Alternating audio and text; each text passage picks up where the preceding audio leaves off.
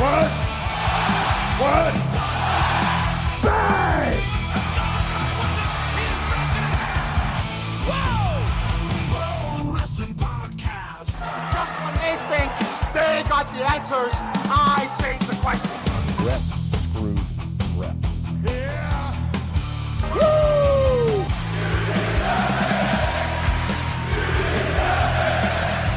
Who are you to doubt El Dandy? Because this guy's a serious professional. Did he do it? Unbelievable. Too hot to handle and too cold to hold. And I am Macho King Savage.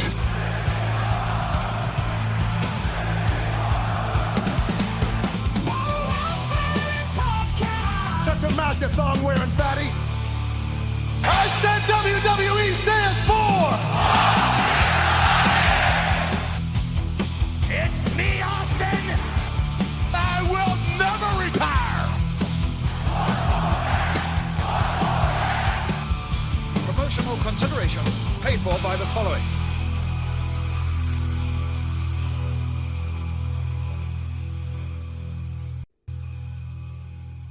Hey, yo, Pro Wrestling Podcast listeners, welcome to the show where we don't sing it, we bring it. Help us out and click subscribe to show your support. Are you sick and tired of dropping $60 to $100 for the latest and greatest wrestling video game? Stop immediately. Go to Wrestler Unstoppable, available exclusively through Facebook. Create a wrestler, sign contracts, get into storylines, headline PLEs, even build your own corporation, all included at Wrestler Unstoppable, available now to all Facebook users, totally free. If you want to become a member of the Pro Wrestling Podcast family, you want your name in the shoutouts like John down in Texas. John, love giving you that shout out. Then you got to hop over to our Patreon page at patreon.com/Pro Wrestling Podcast. Sign up today. Don't forget, we've got loyalty rewards. Anybody who contributes $15 a month, you get to co-host a show with myself.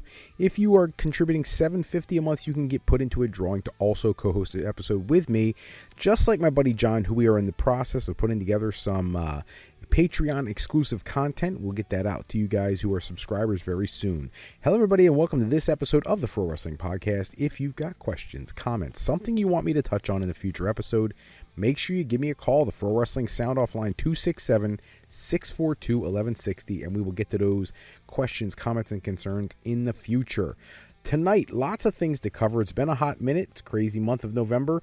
And we're going to kick things off with a little bit of an update. AEW has started the Continental Classic. It is already off to some, in my opinion, somewhat shocking results and some very expected results.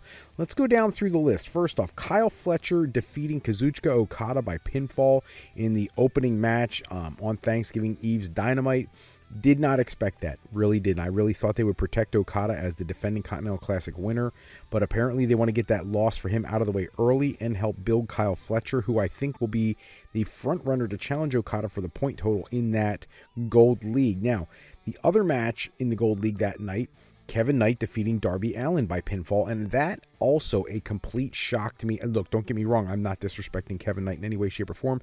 Fantastic wrestler, bright future ahead of him, but Darby Allin, wow, like only 6 months ago we were talking about how he really should have been the guy to take the AEW World Championship from Jon Moxley, and then 6 months later we're looking at him lose a match on television via pinfall to Kevin Knight. I don't care about anything else, just the fact that that's the end result, and we have our first two matches in the Classic going that way. In the Blue League, Jon Moxley defeating Mascarilla Dorada.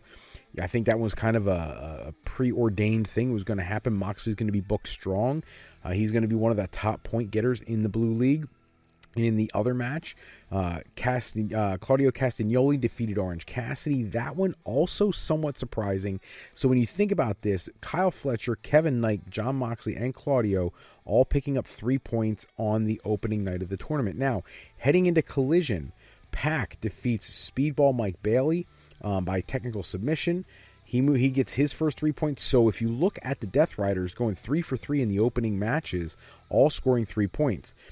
Blue League match, Konosuke Takeshita defeated Roderick Strong via pinfall. He picks up 3 points for the Don Callis family. There's a lot going on there. Now, I really am excited about is this coming week's Dynamite, where we're going to see Castagnoli and Moxley are going to face off one-on-one, both members of the Death Riders, and Okada versus Pac, which I don't know that I've ever seen that before, but that holds some serious promise for just stealing any show. Kyle Fletcher versus Kevin Knight, the way they booked Kevin Knight in his opening match, could be very exciting. And then we'll see where the tournament goes from there. But as of right now, very interesting tournament so far. Lots of surprises. I don't think anybody expected Kevin Knight to be, getting his 3 points in his opening match of the Gold League. I think the rest of them, Kyle Fletcher, Pac, Castagnoli, Moxley, Takeshita, none of those surprised me to get points. I'm a little surprised to see Okada not pick up a win on his opening match. That being said, Tony Khan, who knows what he's got up his sleeve. Hopefully this tournament is going to be as amazing as the last two have been, and I expect nothing less. Speaking of Tony Khan, recently signing Lacey Lane, who was known as Kaden Carter in WWE.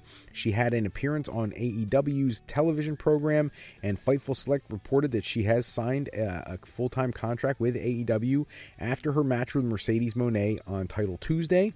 The match saw her lose to Moné, but she gave a really solid performance after a 7-year run with WWE, and now that she's been released, looking for work is no more, as she is now going to be in both AEW and Ring of Honor, and it should be very exciting to see what she can bring. And I believe Tony Khan really finds a way to maximize his talent and get the most out of them. That should be exciting for her, and hopefully she will be able to get into maybe that TBS championship picture again sometime, and maybe get a rematch with Moné at some point in the future.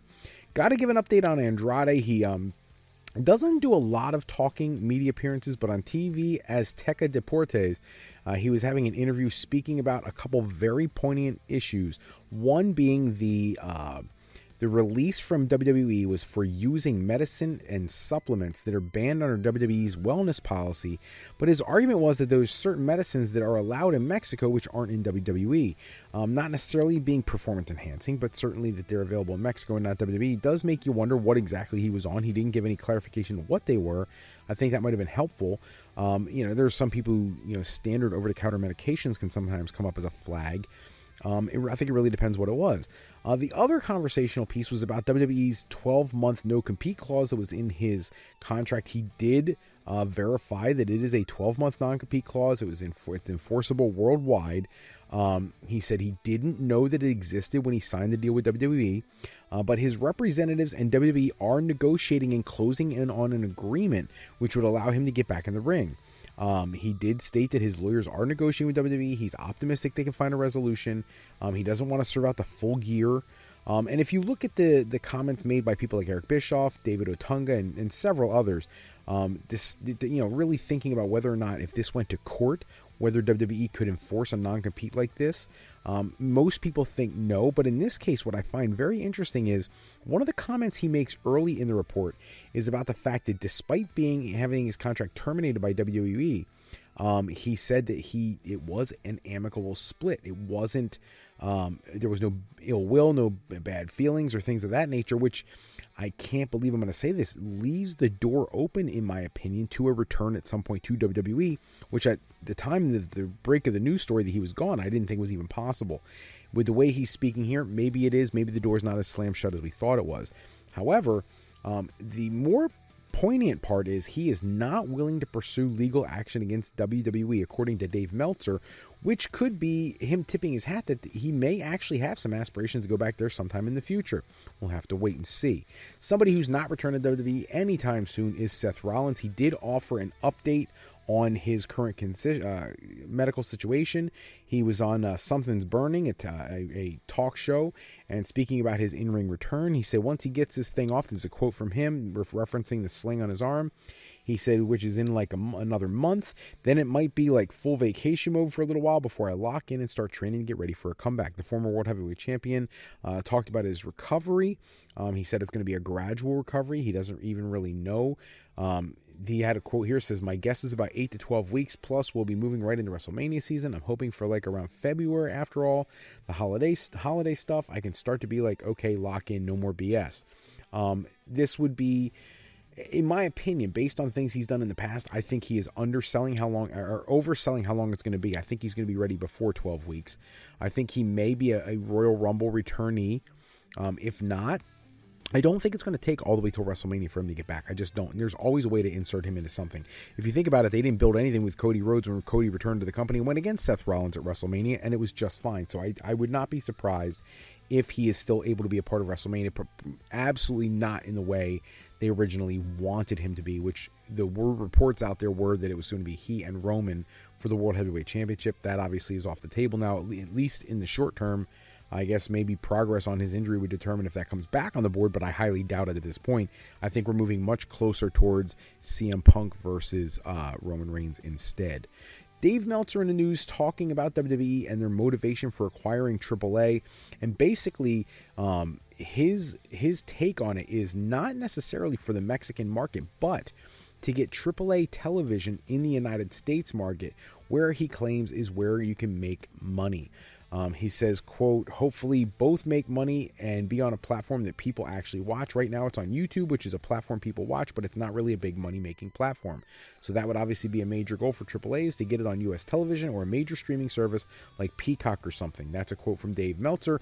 I think it makes a lot of sense, especially when they had that previous relationship with Peacock, and now they're going to be moving, pretty much essentially everything to different other platforms, with the exception of Saturday Night's Main Event and NXT PLEs. I think it would be a great avenue to put AAA on Peacock if they are able to cultivate that brand and make it even bigger, and hopefully we'll be able to see the AAA exposure and the AAA brand get a lot more of attention and really pick up on the momentum that was started way back in the day when AAA came out as a rival promotion to CMLL. They've done a lot of really cool things. I think it's also an opportunity for WWE to test out some of their talents that currently are not featured on the main roster. Perhaps they're in NXT.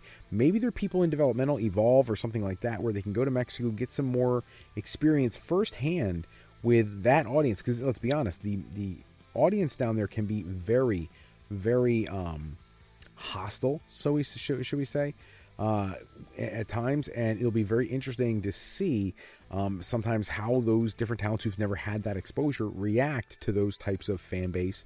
And if they handle it well, maybe that opens up the door for them to come to the main roster sometime, maybe sooner than later. Love what they did with Omos. I think there's certain people in that company that don't get as much love as they probably should, and some that probably should have had a WWE opportunity sooner than now. El Macias being one of them that I'm very much in favor of. Dr. Wagner Jr., people like that. It'll be great to see them. I'm a huge fan of Psycho Clown, so there's some of those AAA people I would love to see featured more regularly on WWE TV, and WWE can obviously use that as another developmental method for their upcoming stars. While we're recording this, Smackdown is going on. It is wrapping up momentarily. Tonight was an interesting night. We saw Jey Uso versus Rusev, quarterfinal match for the Last Time Is Now tournament. Good match, solid match. Not a 5-star match by any stretch, but I'll take it. You get to see Jey Uso pick up the win, which I think everybody expected. But it would have been okay if it went the other way. It really would have. I think they haven't done justice to Rusev to begin with. Not a fan at all of how they handled the vacancy in the tournament for Sheamus, who is apparently injured. They replace him with The Miz, who's complaining about how he needs to be put back in the tournament. They draw the ball, and here he gets his name pulled again. How would he get his name drawn again if it was already pulled previously? It should have been somebody else. That, I think, was a missed opportunity. Even if it was a one-off, you brought somebody in very interesting from TNA, from AAA, something like that. Would have been very, very cool to see that. Instead, we ended up with The Miz having his name drawn, and we're going to get that match later in the show. One of the pieces that really confused me tonight, Chelsea Green comes out, Women's United States Championship celebration while she's out of the ring. She's in the middle of her ceremony, and Jade Cargill's music hit, and she just came right to the ring. She went right through Alba Fire and then took out Chelsea Green. I'm not sure where they're going with that. Are they setting up a feud between the two of them? Are they going to unify those belts? I would hope not. I certainly don't think they will. I just don't understand why Jade Cargill felt the need to go out and just totally obliterate the, second tier champion. I think that was, in a way, it makes that champion look very weak in comparison to the world champion. And that champion really should be a stepping stone to the world championship. So I was not a fan of this angle unless, and this is going to sound crazy, unless you're going to find a way to put Chelsea Green in position to win the women's world championship, which I would absolutely love. I think she deserves it for everything she does. Not likely, let's be honest. I think we're moving towards Jade Cargill versus a returning Bianca Belair after the Royal Rumble at WrestleMania, something they wanted to do in the past and couldn't. I think that's where we're headed in the near future. We then get the LA Knight versus Miz match.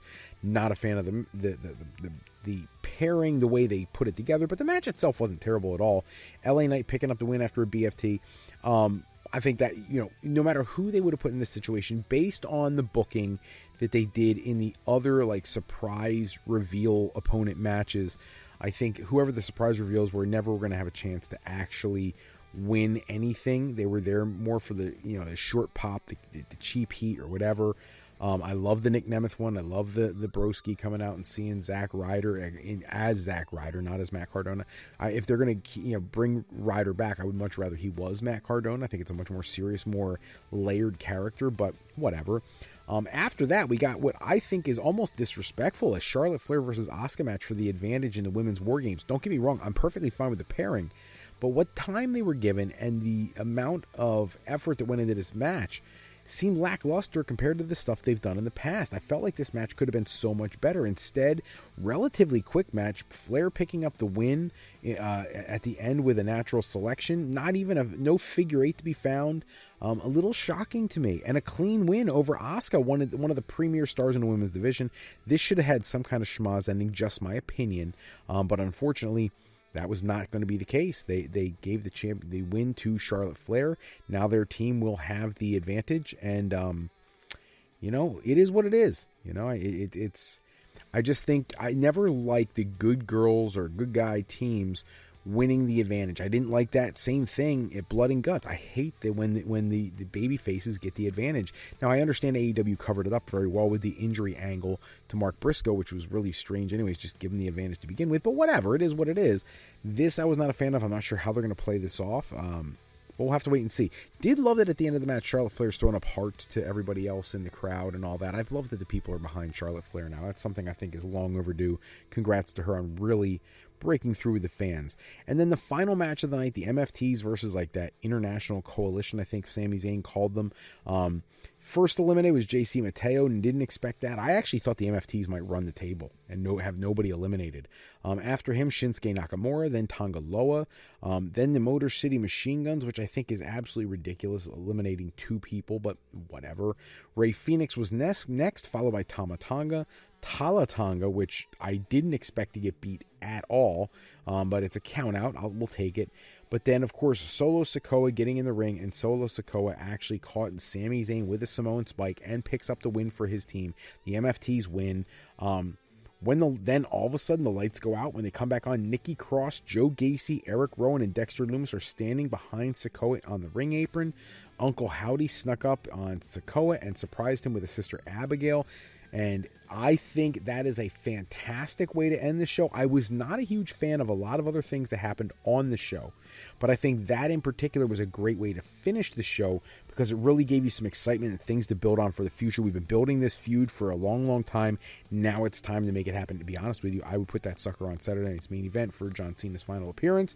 I'd put it on tomorrow night, but whatever they do with it, this is going to be a very cool blood feud. It should have been another War Games match. That's just my opinion. That's all the time we have for this episode. Check back with us next